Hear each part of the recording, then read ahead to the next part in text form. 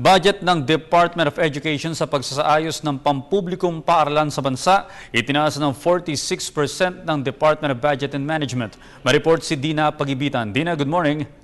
Audrey, tumaas ng may 46% ang inilaang budget ng Department of Budget and Management sa Department of Education para sa pagsasaayos ng mga pampublikong eskwelahan nationwide o ang tinatawag na Maintenance and Other Operating Expenses o MOOE, lalo't tapos na ang school year 2012-2013. Ito ay alinsunod sa adhikain ng departamentong mabigyan ang may 20 million students ng maayos na akses sa edukasyon.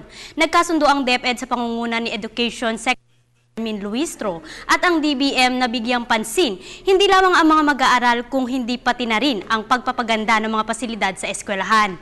Kabilang din dito ang pag-hire ng mga gurong competent para sa dekalidad na pagtuturo. Prioridad ng nasabing MOOE ang elementarya kung saan tumaas ang populasyon ng may 68% o 6.67 billion mula sa 3.97 billion noong 2012. Samantala sa high school naman, mula sa 3.85 billion noong 2012, tumaas ang bilang ng mga estudyante ng 4.75 billion o may 23%. Nagkaroon din ng pagtaas ng pondo para sa in-service training for teachers o INSET na may kabuuang 337 million pesos. Tiniyak naman ng pamunuan ng DepEd na babantayan nila ang distribusyon ng nasabing budget at sisiguruhing magagamit ito sa pagsasaayos ng mga pampublikong paaralan.